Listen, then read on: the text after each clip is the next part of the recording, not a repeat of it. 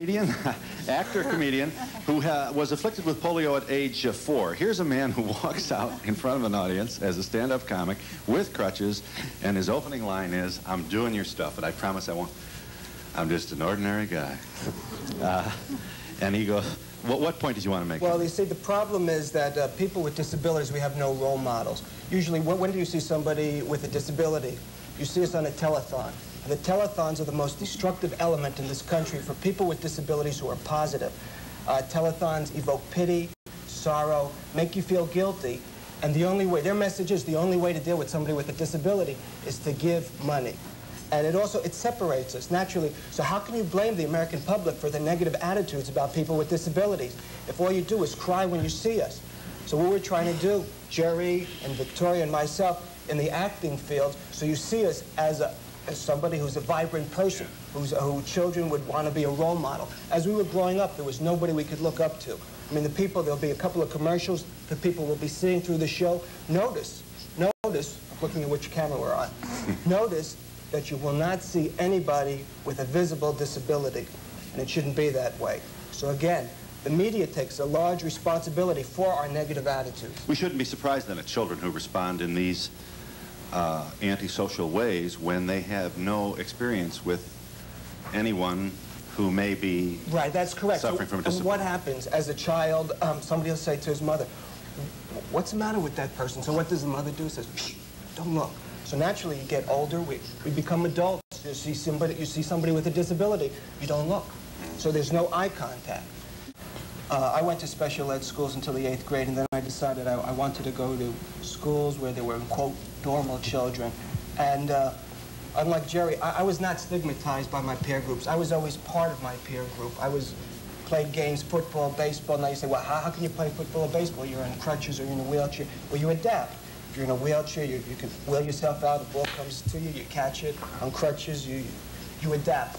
When I speak around the country on attitudes, why we have these negative attitudes about people with disabilities, and I tell children in wheelchairs or on crutches, there's nothing wrong being in a wheelchair. There's nothing wrong being on crutches. So we have this big gap between us. You look at us and say, well, they're unfortunate, or I wouldn't like to be like that, or I'm luckier than they. Why? I wouldn't trade places with anybody here, and that is a fact. I live life to the fullest. I horseback ride, I've appeared at the horse show at the garden, and I do many different things. Yeah. So, but we make it bigger a lot of times. But Mary's CP victims, I think, we should. That's bad language. Should I? No? I'm learning. So we're not victimized. You heard what I said, right? He's a victim of his own remark. You'll pretend you didn't hear it. Okay. All right.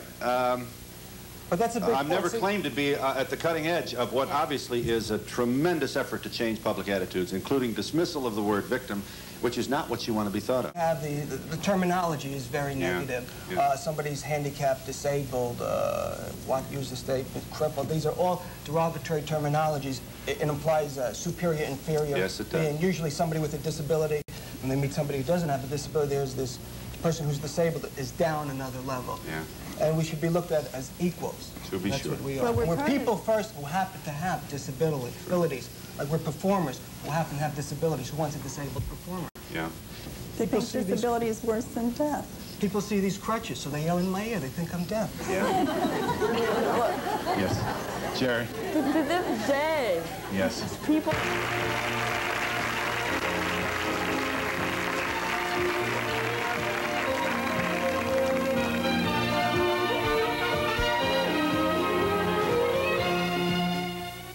I have a question for Henry.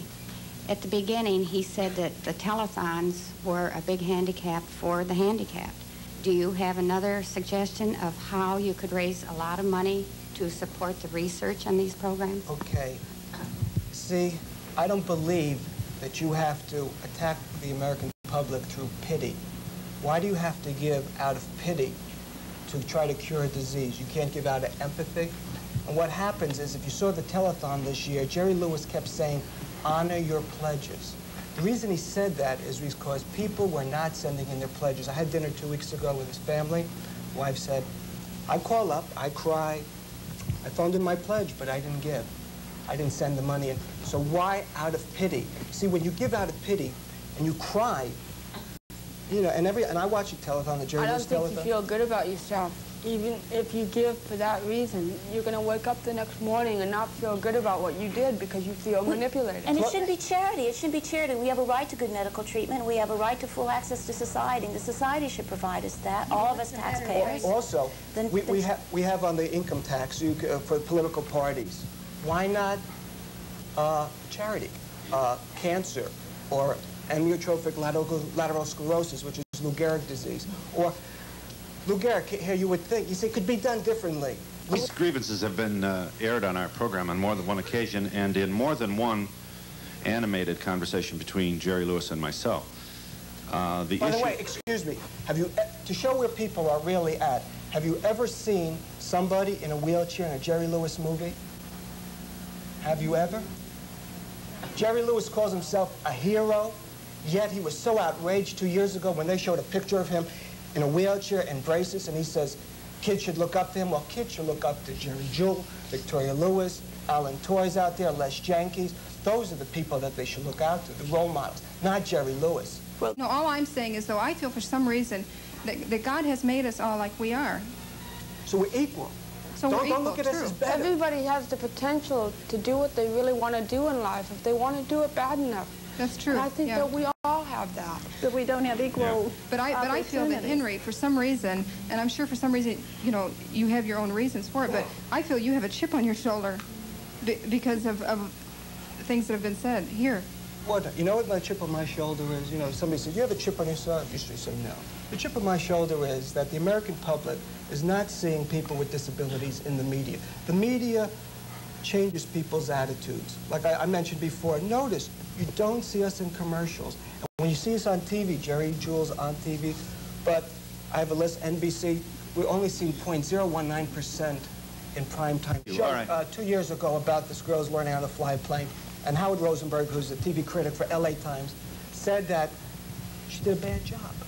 If we do a bad job, it's all right to say it. You can say, oh, she has cerebral palsy. Oh, you can't say anything bad about her acting. Oh, Victoria, you can't say anything bad about it. Oh, she had polio. You can't say that. So the other half of that being better than is that it can turn on you so quick, and then they'll say, oh, she's using it.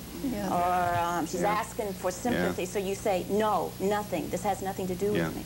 And we'll be back in a moment.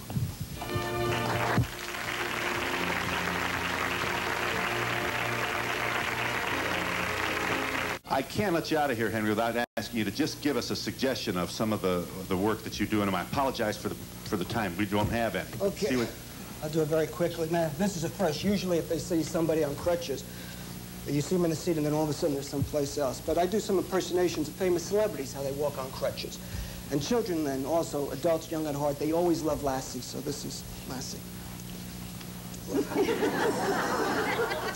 And then usually I build into this, but I just have to quickly, former President Jerry Ford, usually I have the piano play Hail to the Chief, but can we have hum, da, da, da, da, da, da, da, da, da,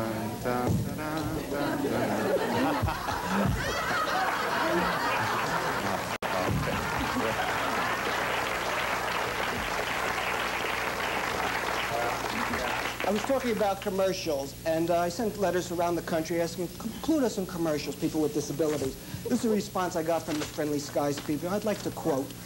They say, we have only 27 seconds to deliver a message that is vital to our marketing success.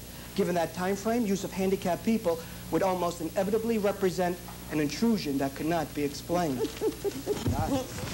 So I brought it up. Okay. I see the mic? 1 second, I'm not finished. Oh, I'm sorry. You're stepping on my light. Can I just see the mic for I like for effect.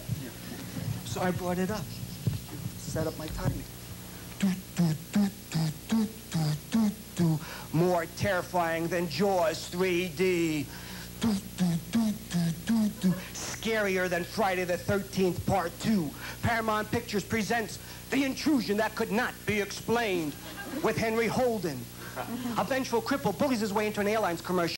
What happens next is sheer horror. Honey, quick, come here. There's a guy in crutches on an airlines commercial. Oh, my God, what is he doing there? Why is he on the plane? Maybe if you fly the Friendly Skies people, they think you have polio. Honey, quick, shut the TV if I can't take it. The intrusion that could not be explained. Coming soon.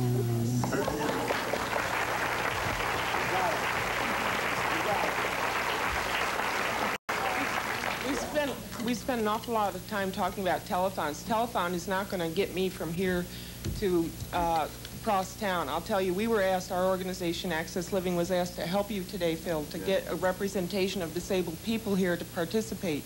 Half of the people who I invited to come here couldn't come simply because they couldn't get here.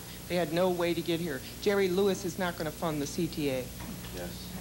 Oh, the best way for us to get acclimated and to help you grow is to have you out among us. Speak more to Access. Margaret started it. Access. You mentioned Access. We have a few kneeling buses on the RTA. We have some curbs that slant down. Chicago isn't bad at that. How is the rest of the country? And how is Chicago compared to the rest of the country? Give it your best shot. Go ahead. Okay, I'd just like to say that the problem is the consistency of seeing people in the media on a consistency basis, because I'm a baby in show business.